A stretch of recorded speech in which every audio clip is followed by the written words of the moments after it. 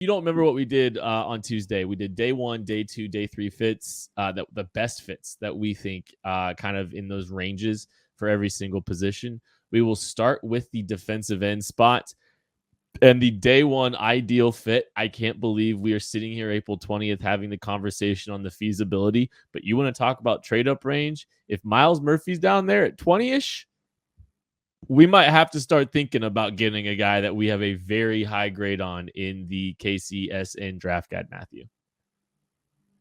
Oh, I'm going to take this one, Kent. Since we're cutting this short, I am taking it. So, no, Miles Murphy, super athlete, long player, got the capability to, kind of beat guys up the arc. When you turn on the tape, you see a guy that has plenty of burst, plenty of speed. It's going to translate really well to the NFL. The reason why Miles Murphy is even going to be remotely close to where the Kansas City Chiefs are is because he's still raw. He's still got a little bit to learn.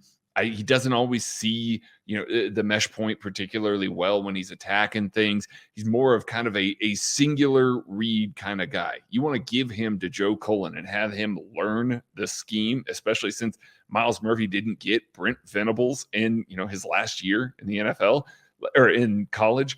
You're going to give him to Joe Cullen, have him learn the scheme with that sort of athletic traits and all the boxes that he can check for Steve Spagnuolo and this Chiefs defense.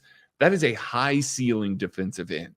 And so that's about the most perfect round 1 fit that I can think of at the end of the draft that doesn't require a massive trade up if he does truly fall because of that reason. I have full trust that Steve Spagnuolo and Joe Cullen are perfectly capable of taking that guy and turning him into a stud pass rusher. Now, all of a sudden, you would have a candidate for a guy that could potentially be a defensive end 1 type in his rookie deal.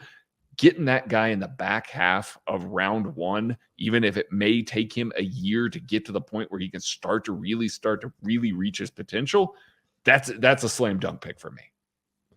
Let's go to Isaiah Foskey, day 2, Matthew. This one might surprise some people because I feel like as a whole, we've been a little lower on the big Fosk. But here it is. Oh no, me too. Right? I kind of led this charge, and similar to last year when I started out leading the charge on George Karlaftis and then kind of turned the turntables, so to speak. We're doing it again with Foskey, but for a different reason. Not because I'm sitting here saying, oh, look, go back 5 years and you can see him be athletic or something like that. That's not the case here. Here it is with Isaiah Foskey. He's very long, very strong, great run defender, right? Already right there. Steve Spagnuolo is already interested. So I could already build the case that he's the best fit based on how he looks and how he plays. Done. As is. But the reason I like him and I see a little more upside, he's not a bendy player. He's a power rusher, but he does have some ability. He knows the concept to win the corner. He long arms. He chops across it. He throws a cross up, and he understands how he has to turn the corner, and it's not based on speed or bend.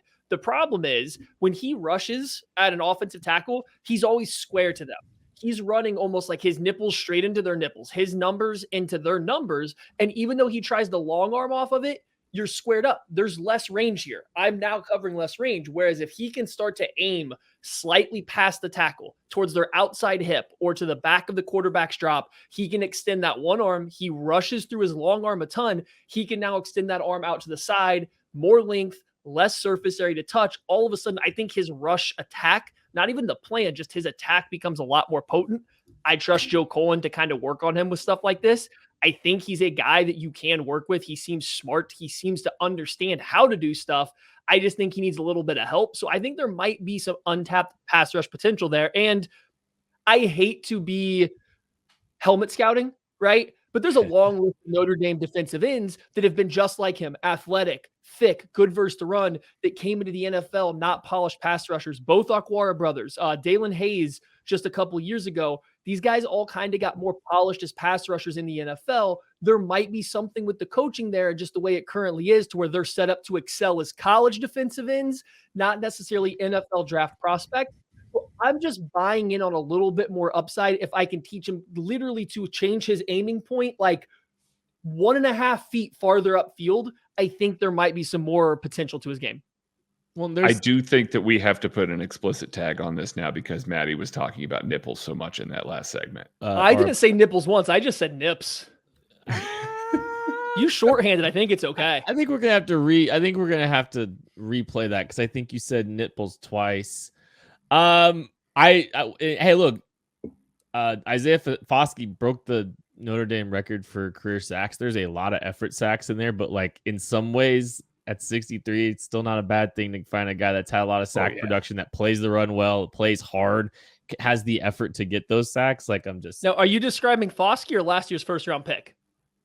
The day 3 fit for me is Viliami Fehoko out of San Jose State. So he's a guy that some people think might wind up kicking inside a little bit, but when you're looking, I think he can hold up and play on the edge, as a rotational piece. Honestly, he's a massive human, 6'4", 276, 33-inch arms, played in a 2-point stance some at San Jose State.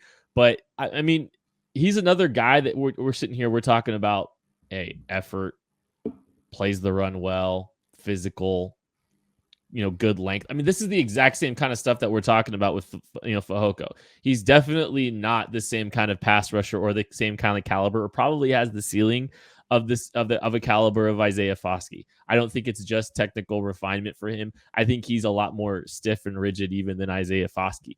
But if you're looking at a big guy that can play the run, that can eat snaps, I mean, that's what you're looking for out of a day 3 defensive end. I think Viliami Fehoko is a guy that could wind up making the roster and being on this team for, just because of, some of the effort, energy, physicality that he presents and the ability to play the run. It's a great start. He's not without, an ability to rush the passer entirely, but I mean, I wouldn't bank on him being a highly productive, disruptive pass rusher when it's all said and done.